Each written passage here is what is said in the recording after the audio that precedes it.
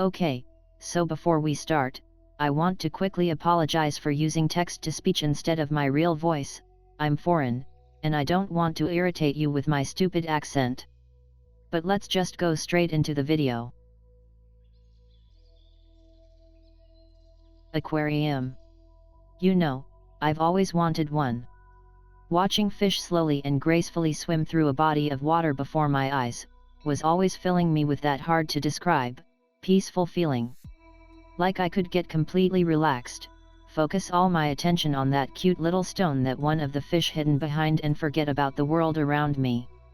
Some people like to lay on their back and stare at the night skies, other, like me, prefer getting completely lost in a fish tank's sights. But of course, this option is way more expensive, complex, and hard. My father always kept repeating that owning an aquarium isn't something that you one day decide to do. It's a long and difficult process of gaining lots of knowledge, resources, and preparing suitable conditions. It was, obviously, far out of my reach. And no matter how hard I was dreaming about having an aquarium, there was no way for me to get one. Even now, a few years later. But you know what? It's a video about Refunct, not about owning an aquarium. Let me get to the point. I've been talking about aquariums for so long, cause it's a comparison that I just can't get out of my head while thinking about this game. Watching it, observing all that smooth and peaceful moves, sun shining high on morning sky and lifeless stone pillars getting covered in colorful grass. When you think about it, that aquarium metaphor makes a lot more sense now. Fish bring life to otherwise lifeless and bland tanks, and their movement is so peaceful, relaxing, and gentle. Refunct really is like an aquarium for one more reason: it's really straightforward to understand what's going on, to get a grasp on main mechanics and game objectives. You just walk, jump and slide, going from one to the next button. It's just it. But of course, what may seem simple on the surface is much more complicated and complex once you dive in a little deeper. That's why I love Refunct so much. And that's why I think that you'll love it too. Like I said, mechanics in this game are straightforward and easy to understand. It's the same thing as in other 3D platforming/parkour games. Walking with WASD, jumping with space and sliding/crouching with shift. Basic stuff that you'll get in a matter of minutes, if not seconds. This game is all about movement. There's no resource management, combat, heck, there's barely any UI to speak about. Just main menu with options, credits and a new game button. It's as barebones as it really can be. But, at the same time, behind the surface of simple controls, lies a really powerful set of moves like wall climbing, crouch grabs, super jumps, just to name a few. It's really amazing how much this game's movement can be pushed to extreme if you just pay it enough attention and spend enough time practicing. But we will get to that later. All you need to know now, is that this game is really a textbook example of easy to learn, hard to master. You can pick it up and by the time this video ends, you can feel pretty confident in it. Really, trust me. And maybe try it yourself? This game cost like $2 on Steam. Go grab it, download and listen to this video in the background. You won't regret it. Okay. Of course, movement isn't the only thing that defines a game. Sure, if it's great it can really help, but even the best movement won't be enough if a game didn't have any objective to speak about. Cause, you know, why perform all that cool movement and tricks when you don't really have any purpose or goal in doing it? That's why I want to look at Refunct's main objectives and goals to show you that even the simplest stuff can be extremely rewarding and satisfying. First, the main goal is, of course, running into buttons and jumping from platform to platform. It's as simple as it looks on background footage and game's trailer. After you run through 37 of them, with the 37th button being the final one, the game ends and all the platforms are shown from above, revealing that it was all shaped in a cute, heart shape. Other than that, you get to see your final time, to which we will get back a bit later, and mysterious percent number next to Refunct's logo. That percent is referring to progress in completing the game and counts up all the platforms that you've touched, buttons pressed and cubes collected. You might have noticed them already, that small, rotating dark red squares, that are spread across the map. They are your completely optional, typical coin-like collectibles, that you can try to hunt for if you like to, or just ignore if you don't feel like going out for them. And that's basically it. You are just running, collecting things for a few minutes and then, after you're done, starting over again or refunding your game. Yeah, you can do that if you don't really feel like spending money today. Buy Refunct, download, play it for a while, refund it. Side note, I could insert here a game's name joke, like Refunct, refund, ha ha ha ha, and just forget about it. You can, but that doesn't mean you have to. And it's my time to steep in and try to convince you to not only try Refunct, but stick to it, and let it show you its true colors. So, let's try it then. Okay, before you start pointing out that I've missed graphics, music, perhaps maybe even game story and meaning. I know. I did that intentionally, cause I don't really want to write a review. It's not a breakdown of Refunct's core mechanics, and it's not an objective and professional look at a game from a viewpoint of a professional reviewer. I'm just a casual gamer, like you. And I know that you want to hear an honest opinion about something that truly matters to me, and not about something that I'm forced to talk about. You get it? Okay, let's just go back to what I was saying.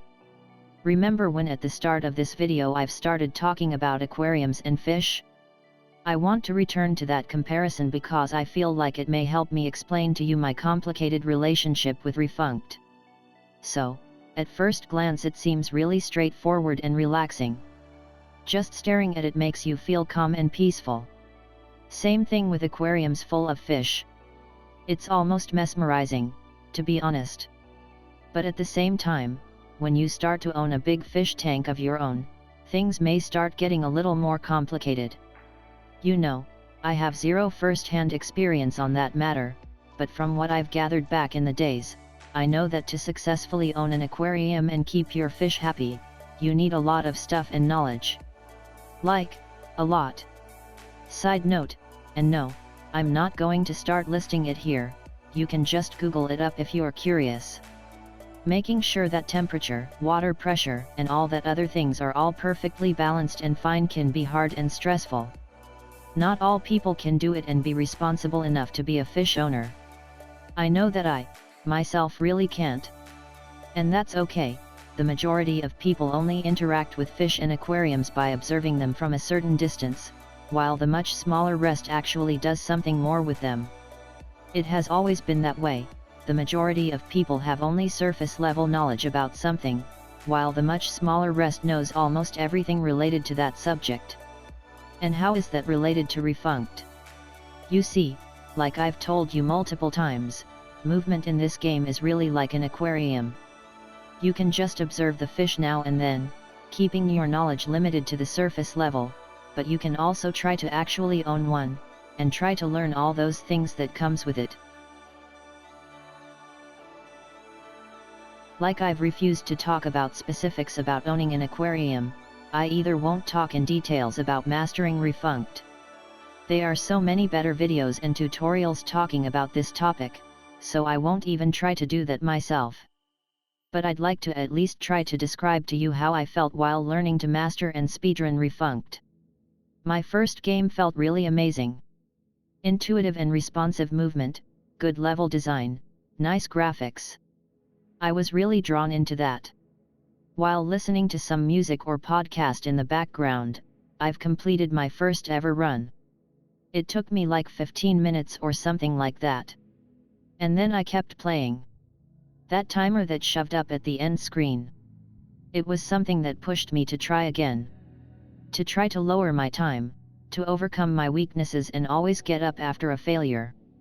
And it may seem a little odd, like, what is so special about some stupid timer that is displayed after game completion? I don't really know, to be honest. It's just some stupid numbers telling you how much time you've wasted on a stupid video game. But at the same time, there was something special to it. I don't know if it's intentional or not, but from game design standpoint it really is such a great feature. It's just objective time, without any ranks, ratings, and all that bullshit that will likely pop up in any other game. There's no you scored B, you need to work a little harder to get A or something like that. It's just plain time. Plain information without any context. You don't know if that time is good or not unless you check it somewhere outside the game. And I think that exact thing is something that made, at least for me, Refunct so fun to speedrun. I wanted to simply beat my own personal best and don't worry about world records, ranks, other players, or devs' estimates. I just wanted to play. And just wanted to get better at my own. My and only my own. With every other playthrough, I've been finding ways to improve myself. New route, better performed jump, my muscle memory of map layout getting a little better. And after that new time finally popped up on my screen, I was pleased and satisfied.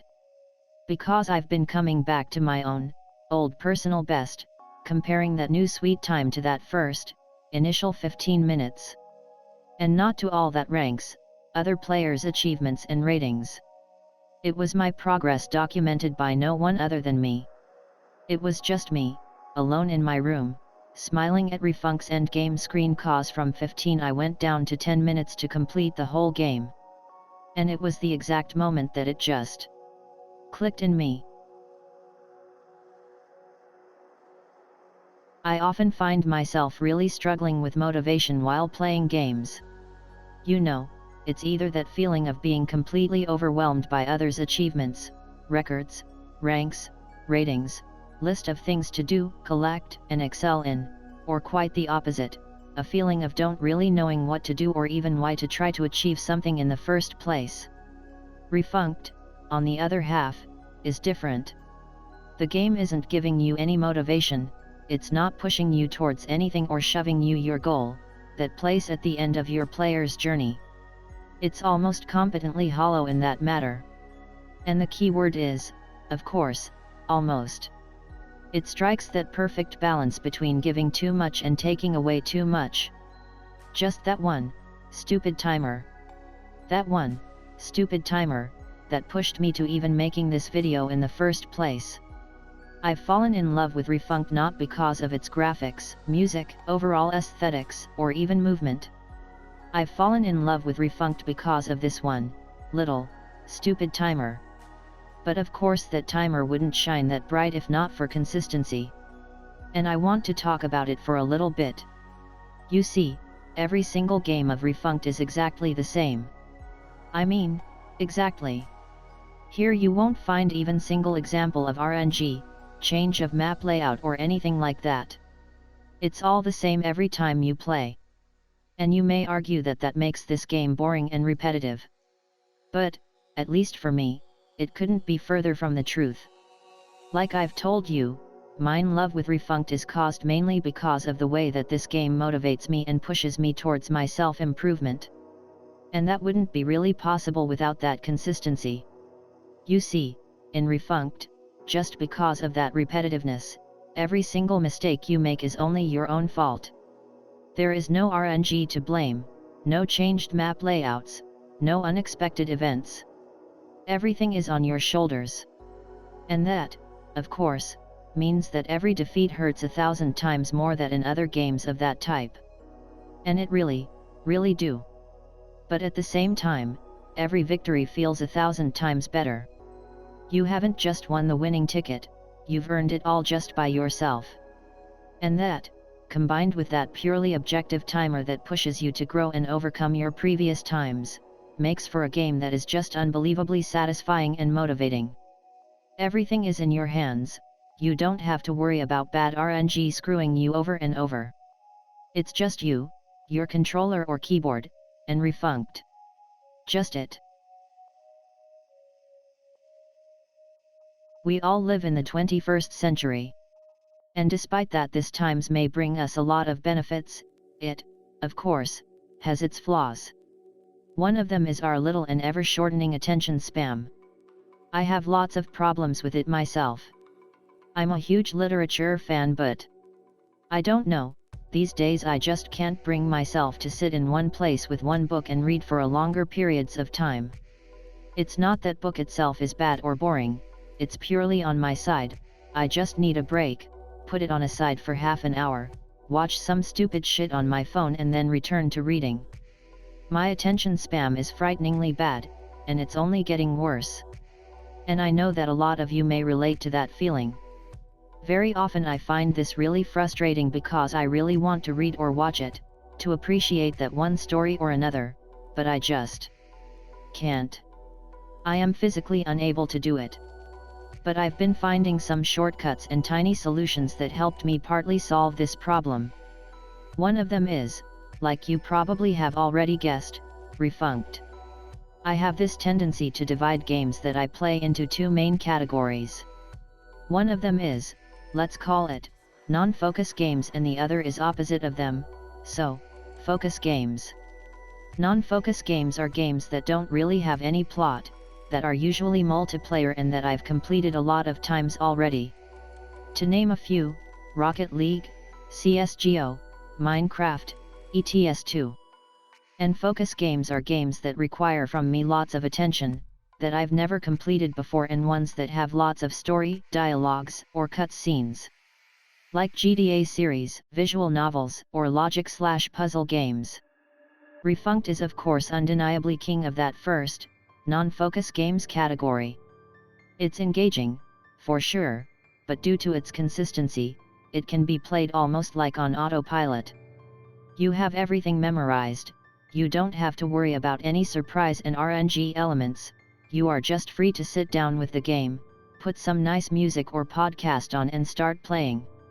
Really, amounts of audio media that I've consumed while playing Refunct is yet.